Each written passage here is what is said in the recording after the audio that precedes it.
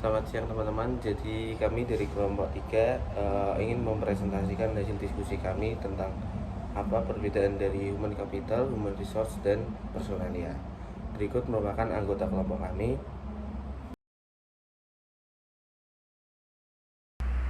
Jadi di sini saya akan menjelaskan apa itu perbedaan dari human resource, human capital, dan personalia. Human resource adalah salah satu cara yang dibuat untuk mengatur sumber daya tenaga kerja yang ada di dalam sebuah perusahaan. Sistem tersebut diciptakan untuk memaksimalkan setiap individu secara efektif sehingga tujuan bersama sebuah perusahaan dapat tercapai. Lalu menurut Gary S. Becker, human capital adalah modal manusia yang akan terlibat secara langsung dan berguna dalam proses produksi. Human capital ini berguna untuk meningkatkan produktivitas pekerja dalam tugas, organisasi, dan berbagai situasi di dalam proses produksi. Sedangkan personalia adalah bagian suatu instansi kantor yang mengurus soal-soal kepegawaian yaitu segala sesuatu yang berhubungan dengan pegawai juga kepegawaian di sebuah perusahaan akan diatur oleh manajemen personalia. Halo, di sini aku mau jelasin tentang Human Resource atau HR.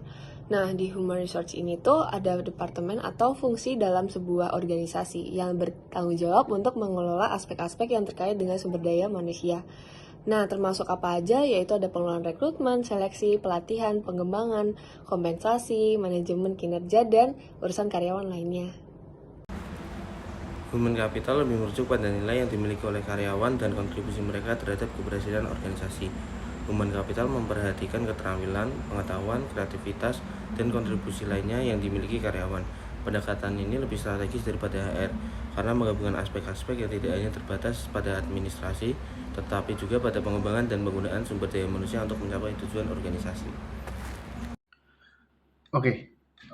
Human capital juga merupakan lifeblood dalam modal intelektual, sumber dari innovation dan improvement, tetapi merupakan komponen yang sulit untuk diukur. Human capital mencerminkan kemampuan kolektif perusahaan untuk menghasilkan solusi terbaik berdasarkan pengetahuan yang dimiliki oleh orang-orang yang ada dalam perusahaan tersebut. Nah, di mana akan meningkat jika perusahaan mampu menggunakan pengetahuan yang dimiliki oleh karyawannya. Seperti itu. Oke, selanjutnya personalia. Personalia merupakan divisi atau departemen dalam sebuah organisasi yang bertanggung jawab atas manajemen dan administrasi personalia sumber daya manusia. Nah, personalia sendiri itu pastinya mencangkup manajemen dan administrasi yang berkait dengan sumber daya manusia. Nah, termasuk dengan aspek-aspek seperti penggajian, manajemen data karyawan, administrasi ketenagakerjaan, dan kebijakan karyawan. Lalu, personalia cenderung lebih berfokus pada tugas-tugas administrasi yang berkaitan dengan karyawan, seperti pengaturan gaji, izin, dan manajemen data pribadi. Oke, selanjutnya aku akan memberikan kesimpulan singkat mengenai perbedaan dari HR, HC, dan personalia. Jadi dari penjelasan di awal mengenai apa itu HR, HC, dan personalia, dapat diambil kesimpulan bahwa HR atau Human Resource itu lebih berfokus pada pengelolaan karyawan secara langsung. Contohnya adalah mulai dari perekrutan karyawan sampai dengan evaluasi karyawan. Kemudian ada HC atau Human Capital, itu lebih berfokus pada pengelolaan nilai yang dimiliki oleh karyawan. Contohnya adalah keterampilan, kreativitas, dan pengetahuan.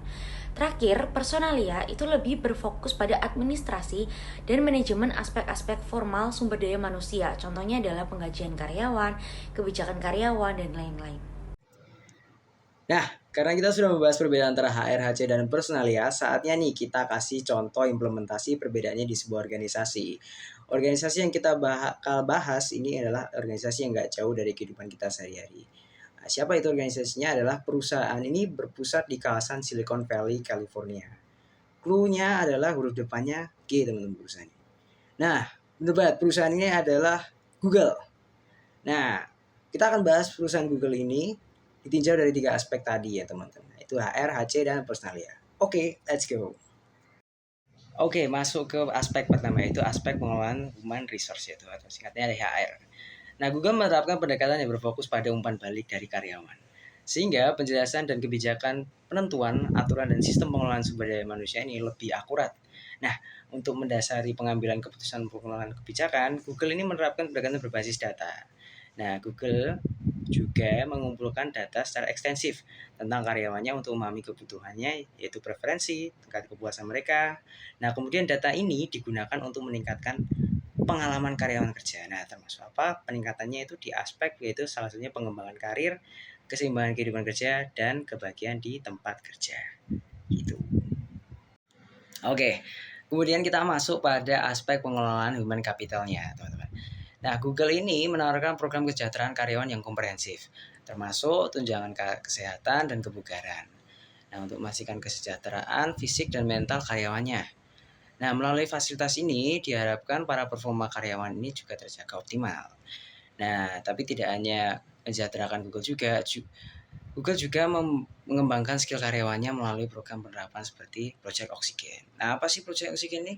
Nah, Project Oxygen ini adalah upaya untuk menentukan kualitas terbaik dan dari manajer yang terbaik. Nah, berdasarkan data tersebut, Google akan menemukan bahwa aksesibilitas komunikasi yang kuat dan pemberdayaan anggota tim adalah salah satu ciri paling berharga dari sebuah manajer yang terbaik. Nah, setelah ditarik kesimpulan, mereka menemukan bahwa 8 perilaku umum yang ditunjukkan oleh manajer berkinerja terbaik dan kemudian melatih sisanya. Nah, melalui hasil riset internal ini tentu banyak sekali manfaatnya, terutama dalam pembentukan karakter seorang pemimpin yang baik agar terus bisa berinovasi dan terus bisa relevan sejak zaman ke zaman gitu, teman-teman. Oke, lanjut. Nah, kemudian ditinjau dari aspek pengelolaan personalia, teman-teman. Nah, salah satu contoh kebijakan Google yang menyangkut tentang personalia adalah Google memberikan fleksibilitas dalam pengaturan kerja. Nah, seperti opsi kerja jarak jauh dan jam kerja yang fleksibel untuk membantu karyawannya mencapai keseimbangan hidup. Nah,